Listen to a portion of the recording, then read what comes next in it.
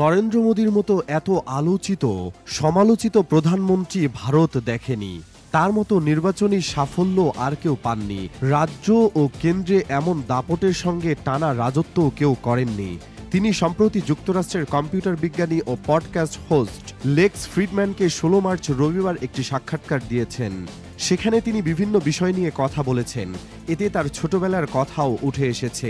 তিনি জানিয়েছেন, তার ছোটবেলা কেটেছে খুবই দারিদ্রতার মধ্যে, এমনকি স্কুলে যাওয়ার জন্য জুতাও ছিল না তার। একদিন তার এক চাচা তাকে জুতা ছাড়া স্কুলে যেতে দেখেন। এতে তিনি অবাক হন। এরপর তিনিই তাকে জুতা কিনে দেন। এরপর এই জুতাগুলো খুব যত্ন করে রেখেছেন বলেও জানিয়েছেন ভারতীয় এই প্রধানমন্ত্রী। তিনি বলেন, আমার ছোটবেলা খুবই দারিদ্রতার মধ্যে কেটেছে, তবে আমরা কখনো দারিদ্রতার বোঝা টের পাইনি। দেখুন, যদি কেউ ভালো জুতা পরে কিন্তু একটা সময় যদি সেগুলো তার কাছে না থাকে, তাহলে সে এটির অভাব অনুভব করবে।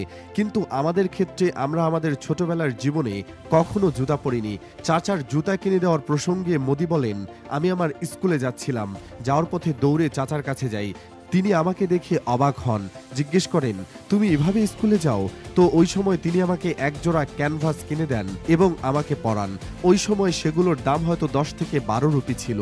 কিন্তু বিষয়টি হলো, জুতাগুলো ছিল সাদা, যেগুলোতে সহজেই দাগ লেগে যাবে, জুতা নষ্ট হয়ে যাবে এমন চিন্তা মাথায় আসলে চিন্তিত হয়ে পড়েন বলে জানান মোদি। তাই সেগুলোকে ঝকঝকে রাখতে উপায় খুঁজছেন। তিনি বলেন, স্কুল শেষে সন্ধ্যার দিকে আমি স্কুলে আরো কিছুক্ষণ অবস্থান করতাম। আমি এক ক্লাসরুম থেকে আরেক ক্লাসরুম যেতাম। ক্লাসে যেসব লেখার চক পড়ে থাকতো সেগুলো সংগ্রহ করতাম, সেগুলোকে পানিতে ভিজাতাম, এরপর পেস্টের সঙ্গে মিশাতাম। শেষে সেগুলো আমার ক্যানভাস জুতার উপর লেপে দিতাম। এতে জুতাগুলো আবারও উজ্জ্বল সাদা হয়ে যেত।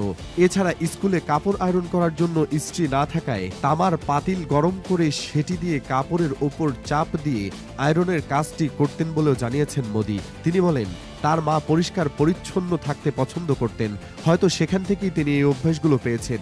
এছাড়া দারিদ্রতা নিয়ে কখনো ভাবতেন না বলেও জানিয়েছেন ভারতের 3 বারের প্রধানমন্ত্রী মোদি। তিনি বলেছেন, তারা যখন যা পেতেন সেটিকে উপভোগ করতেন, এজন্য দারিদ্রতার বিষয়টি খুব একটা তাড়া করে বেড়াতো না।